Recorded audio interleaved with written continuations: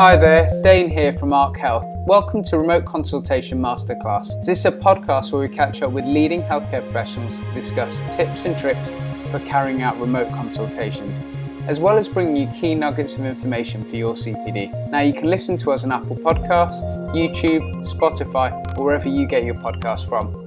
So I hope you enjoy the episode. So my name's Dane. I'm a GP and a consultant in sport and exercise medicine with an interest in medical education. I work for a number of universities, including the University of Leeds, Hull York Medical School, as well as Public Health England. So to kick us off, I'm joined by a man who needs no introduction. So I'm delighted to have Dr Roger Neighbour join us today. Hi. Hi, Roger. So Roger, I'll give you a good intro before you get started, but Roger is a GP, a retired GP now. Was. A retired GP, working most of his career around Hertfordshire. Through Roger's career, he's authored 3 fantastic books, which many of us will have seen or read. So these were The Inner Consultation, The Inner Apprentice, and The Inner Physician. And he's got a strong interest in psychological medicine, consultation skills, and medical education. He's also an examiner for the FRCGP and has an OBE for services to medical education. So Roger, first of all, thanks for joining us. It's a pleasure. So I guess it'll be interesting for a lot of us to hear about your career today and basically how you got here. Thank you. Yes, indeed. It's funny when you look back on life, you can sometimes only in hindsight recognise what were key moments. Can't you? You don't always recognise them at the time. But I know one thing that was absolutely formative for me was on day one as a medical student. I was lucky enough to go to King's College in Cambridge to do my preclinical. And on day one, my very first day there, I was having a conversation with Kendall Dixon, who was the Director of Studies in Medicine, who was just going through what's entailed. And he said, okay, well, in the first year, you do anatomy and physiology and biochemistry. And in the second year, you do more anatomy and pathology and so forth. And I didn't fancy biochemistry. Although I did A-level chemistry and got a good grade at it, it wasn't a particular passion of mine. And it all just seemed a bit of a drag. So I looked very closely at the small print in the regulations, and it said that medics had to do anatomy and physiology, but then there was a choice. It was you could do biochemistry or history and philosophy of science or experimental psychology. So I said to Kendall, actually, I'd rather do experimental psychology. And he said, no, that's for the natural science people. Medics do biochemistry. And I said, well, it doesn't actually say that. And we had a slight, not a contretemps exactly, but I fought my corner and he fought his for a moment. And then he capitulated and said, okay, well, do experimental psychology then. So alone out of the whole medical school intake that year, I did experimental psychology instead of biochemistry. And it was fantastic. I think it probably kept me sane because, I mean, I don't know what your memory of doing anatomy and physiology was, but it's pretty soulless stuff, isn't it? Anatomy and physiology, rather. It's just a memory slog. But the experimental psychology then was fantastic. We ran the whole gamut from learning theory, running rats through mazes, to working with adolescents, doing psychoanalysis on a Jungian model, and everything in between. And it was fantastic. Really loved it. And so I went through the whole of my medical career, never having done any biochemistries, but having had a real interest in things psychological right from that very early stage. And I don't think anybody's died because I don't know the Krebs cycle. But I certainly know that my career was largely shaped by having that kind of parallel line of thought, to think slightly outside the conventional medical box and start getting interested in things psychological. So that was definitely a key moment. And I did part 2, which is the MA part of the Cambridge degree in psychology, and it was absolutely brilliant. So that in hindsight was certainly a key moment. After I finish whatever I do in this year, next year I plan to rule the universe. So when I do that, I'm going to cancel biochemistry from the medical curriculum and replace it with something psychological. I think we'd all be much better off if we did that. So that was one key moment. The other thing that in hindsight, and I didn't recognise it at the time, which was a key moment, rolling on a few years to when I was a trainee, I was lucky enough to get on what was then the Watford vocational training scheme. At the ground floor I was one of their first intake. This was the early 70s and vocational training was just getting off the ground. And I was one of the first intake in Watford, which for my sins has been my hometown.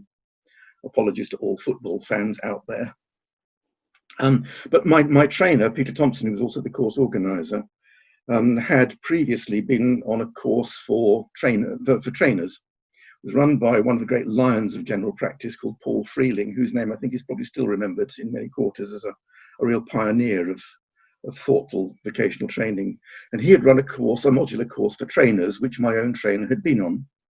And so when in due course I became Peter's trainee, I don't know how, but he obviously sensed that I would be interested in that sort of stuff. So as a trainee, I went on a course for trainers.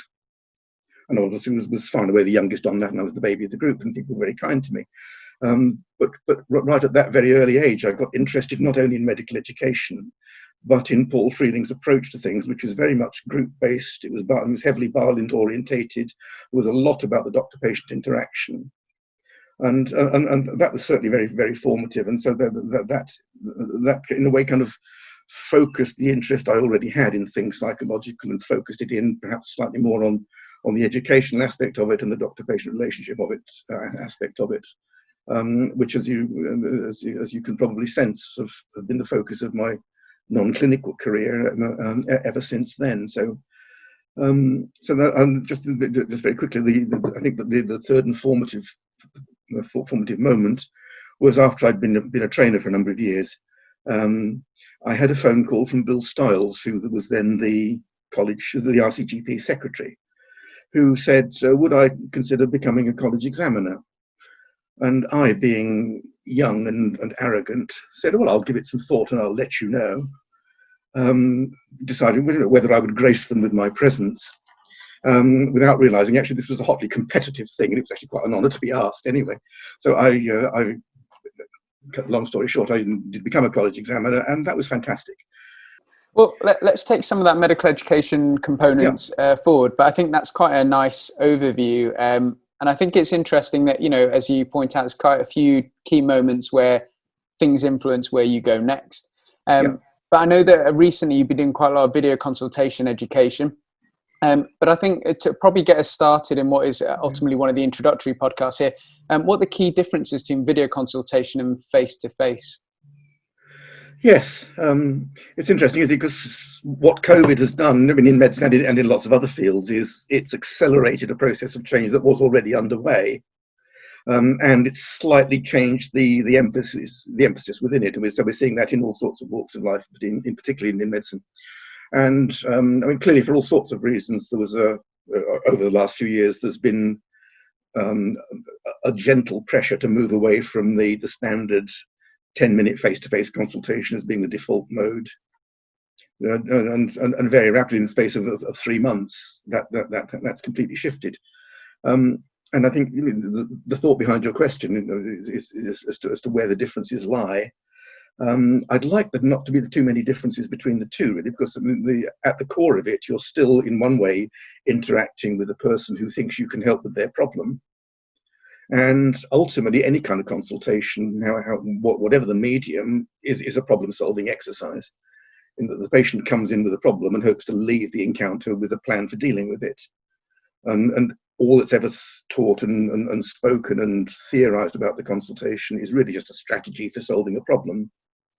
And the basic strategy doesn't change. You work out what the problem is to the best of your ability, and then you use your professional experience to propose and negotiate a plan. And that's essentially shorn of their trappings. A face-to-face consultation and a video consultation are just that. It's a problem-solving conversation. And what about opportunities and challenges then going with that? Did you see any particular opportunities where it's really providing something new that's helpful to us? It certainly is. I mean, obviously, it was born of necessity, and it's clearly been the only possible way of coping with the isolation requirements at the moment, and I think that's fantastic.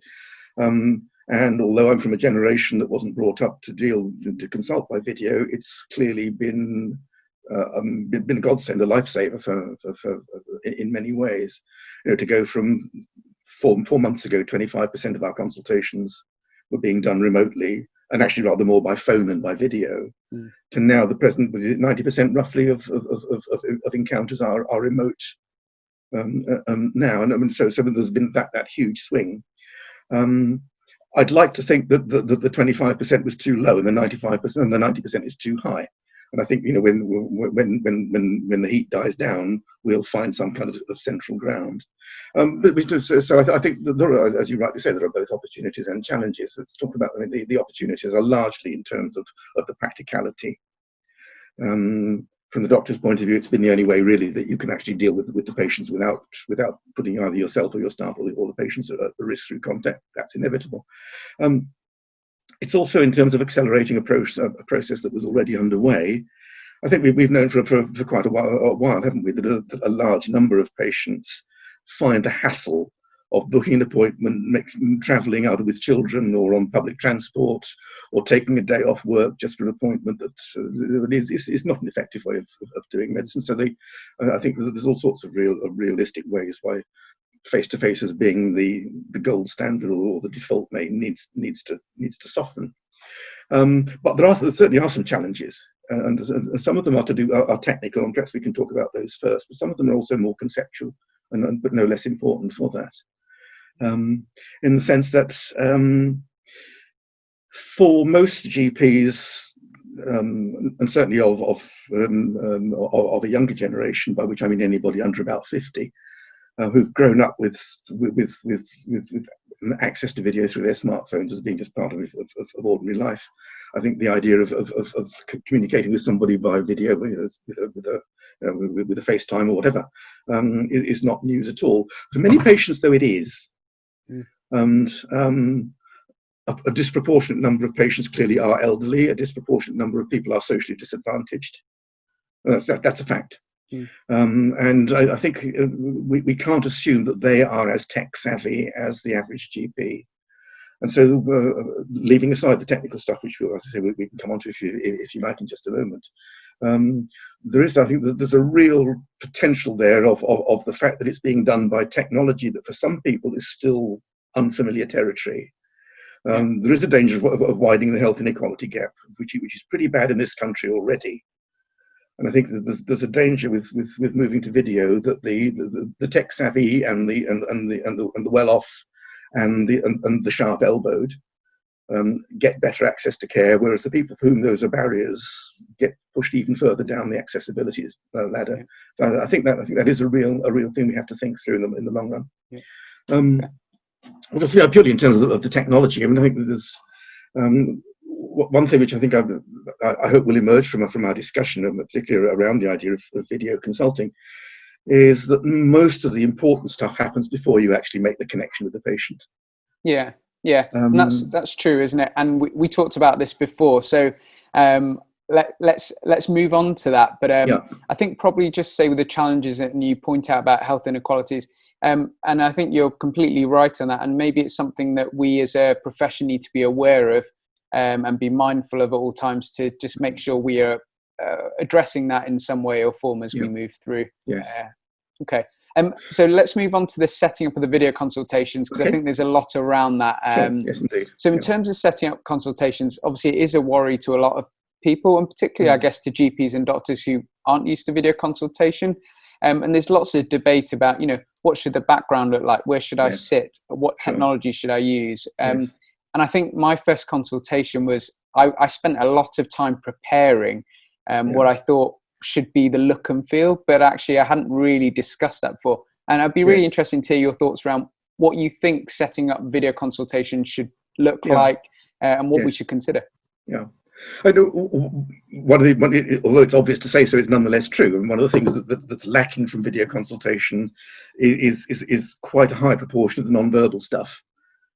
I mean, I haven't, for instance, in our conversation, I've no idea what you're doing with your hands. You can see mine when I get particularly agitated, but now you can't. And this is, of course, the non-verbal stuff. It is really very important, particularly when you're trying to make a quick rapport with somebody who you might not know. So even just setting up the frame. I mean, if I go back here, where you can see more of my body language, you feel you've got to shout to reach me. Whereas if I'm like this is too much in your face and it's intimidating. So getting some sort of balance like that is important. And also the messages that are communicated by the background, I think, are really very strong.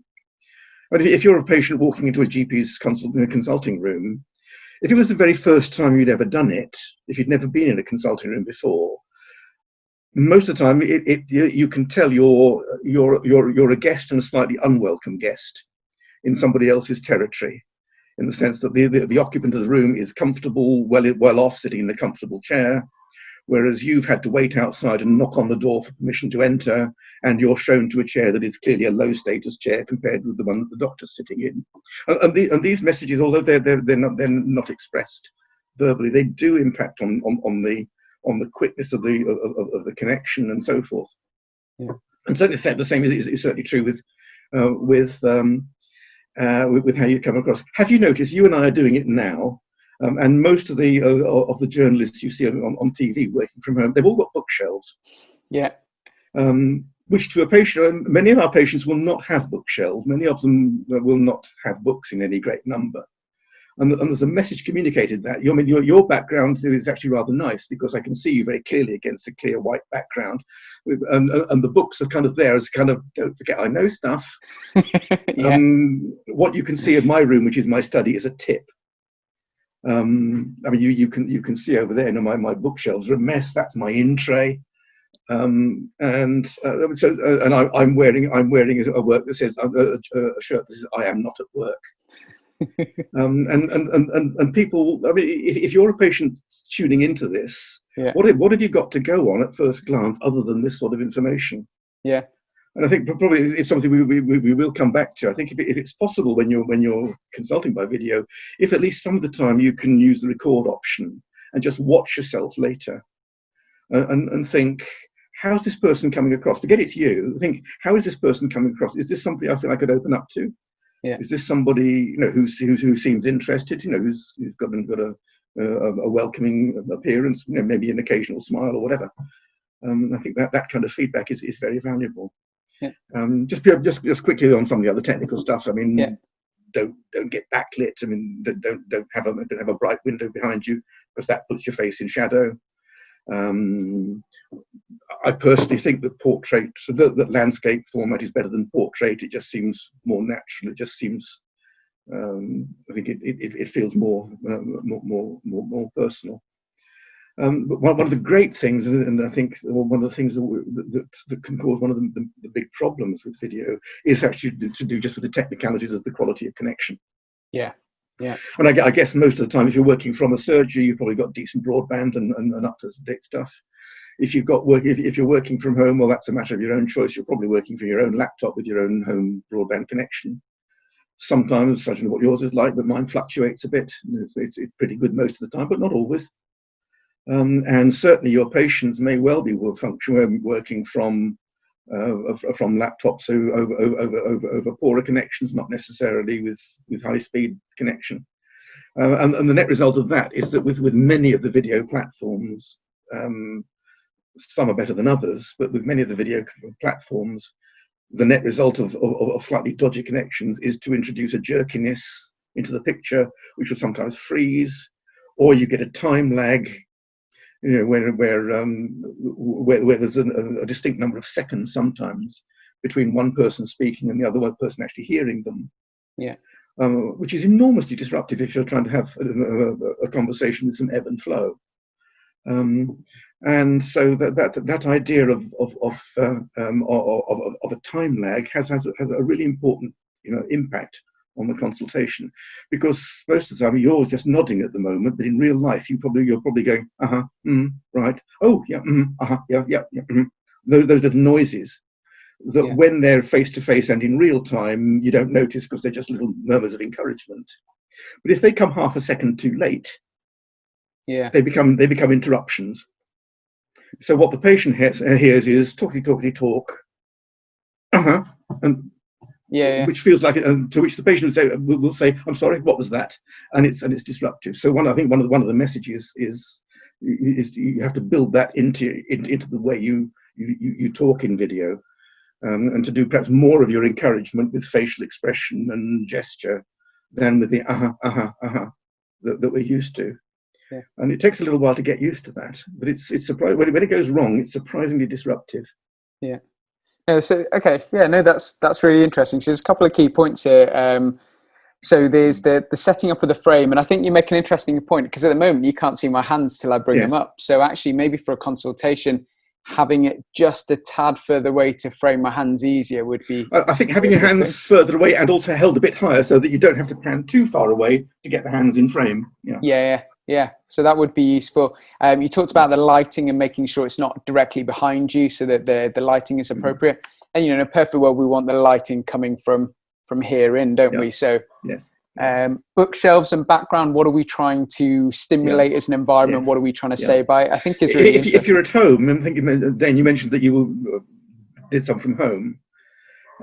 At home, you're probably in your I'm at home clothes. From the patient's point of view, if they're conducting if it looks like they're consulting a doctor who's just come in from the garden or who'd be rather out shopping, it adds to the sense of I'm not welcome here. I'm interrupting this guy's life. Not suggesting necessarily that you dress formally, but maybe at least from the waist up, you should dress like you normally would for work. And then don't stand up.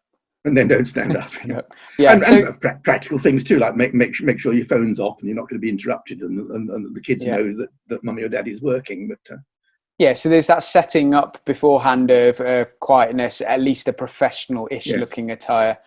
You talked about recording, which just more for the viewers and listeners is that we do have a good medico-legal podcast around all of those elements of video consultation they can follow up on.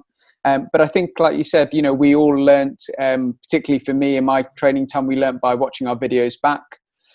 So I think that's just as useful to see on a video consultation.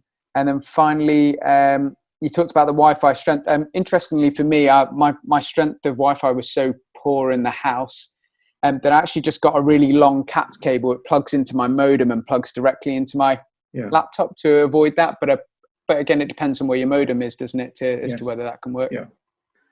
Just in terms of kind of preparations, I think it needs to make, if a practice is introducing this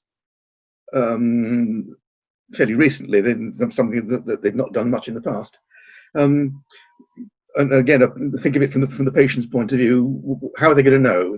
They will presumably try to contact the surgeon in their usual way, which is usually by phone.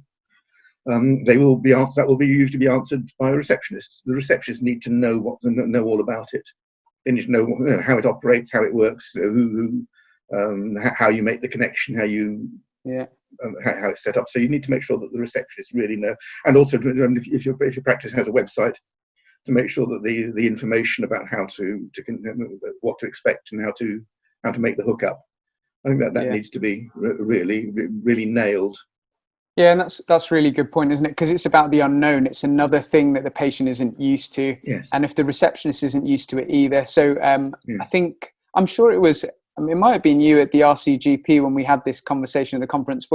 It's around actually the receptionist being a patient and just trying out the process to make sure they understand it fully first is always a good start. Sure, or even you yourself. There's no reason at all why you can't try to make an appointment with yourself and see how it goes. See what it feels like. Okay. So I guess moving on from that, I think you mentioned the kind of percentages and how high remote consultation has gone to. So obviously before COVID, telephone and video consultations are very much a stepping stone a lot of the time to a face-to-face consultation. But now, given remote consultations are the norm, clearly we need to adjust our approach to consultation. And I know obviously based on your past books and models, that importance around connecting, how do we change that to emphasize connecting in a new way of consulting? Is there any tips or tricks that you have in mind for us? I think that's really interesting, because the kind of conventional received wisdom about general practice, one of the things that at least my generation was very fond of labouring, was, in general practice we know our patients. When you've known this patient for 30 years, you'll da-di-da-di-da.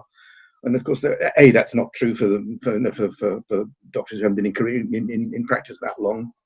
And also, particularly with video consultations, you're probably seeing a greater proportion of patients who you haven't met in real life before, let alone by video. And in a way, that the conventional teaching ought to mean that's really difficult. And yet, if you think to other people in your own life, other professionals that you might consult, an estate agent or a solicitor or a financial advisor, equally competent professionals who you haven't known for 30 years, you know pretty much within seconds whether this is someone I can deal with or not. Mm. I don't think we've really got to the bottom yet of what it is about the initial few seconds of a consultation with a stranger that makes you feel I either can or cannot feel at ease with this person, or I either can or cannot trust them or accept them or work with them. I don't think we've really got that, but it's something, I think, to do with the non-verbals in the first few seconds of the encounter. How should I put this? If you're having a bad day at work with a face-to-face patient, and you're frazzled, and the last patient's been demanding, and the receptionist just phoned you with an extra visit, and you're hassled, and in comes the next patient, who you think, oh, this can be a quick one because it's just a blood pressure check. And the patient comes in, and you're still typing up the notes from the previous one, and you're saying, yeah, roll your sleeve up, let's crack on. And then you look up and see that the patient is in tears for some other reason, and you've completely misjudged it. I exaggerate slightly, but we've all had consultations that begin a bit like that, and they go from bad to worse, and you really can't blame the patient for not. You can't blame the patient if it goes badly. The lesson I think to take from that is almost the best way I think you've got in a face-to-face or a video consultation of getting it off to a good start in those first few seconds is to make sure that you really are paying attention to the patient and that they can see and hear that you are. Yeah, and we've all done that, haven't we? And that involves a degree of eye contact. At the moment, I'm watching the two of us on my screen. Much of what I'm looking at is at you. Whereas if I want to make eye contact with the patient, I need to look at the webcam, and now I'm making eye contact with the patient. And the difference between this and this is quite noticeable. I think you can see it. Mm. The difference between this is eye contact with the patient and this is not. And so things like that, I think just being very, very careful that you try to communicate interest, and that's a facial expression thing. It's a gesture, it's a nod thing, it's a smile thing. It's the difference between sort of hi and how do you do. There's no rights and wrong ways about it, but I think because we each convey interest and concern in our own individual idiosyncratic ways. Yeah. But I think in terms of as you say about making connection, the other thing which I think does help, which is perhaps more so in a video consultation than in a face-to-face one. Most patients, when they see you face-to-face, they know what the rules are. Yeah. I don't know. The conventions are. They know there'll be a bit of chit chat, and then at some point you'll probably say, "Anyway, what can I do for you?" And then that's their cue to start. Yeah. And that's the kind of choreography of the normal consultation face to face. I mean, and both sides know that's usually how it goes. Particularly with a patient for whom this might be a novelty, they don't know what the rules are. And I think the only way for them to know what the rules are, or the ground rules are for you to tell them if they don't know already. So I think, although it may sound slightly artificial, for a patient whose first video consultation this is, I think it's helpful after you've done the hello, I'm Dr. Neighbour, your whatever your name is, to say something along the lines of, you've probably not done this before, but the way it goes is this. I'd like you first of all to start by telling me in as much detail as you can what was the reason that you felt you wanted to talk to me today, and then I'll probably have some medical questions I'll need to go through with you, and then we'll see where that takes us, and we'll discuss what we're going to do about the problem. In other words, to signpost the course of the consultation. I think that goes a long way towards setting it up.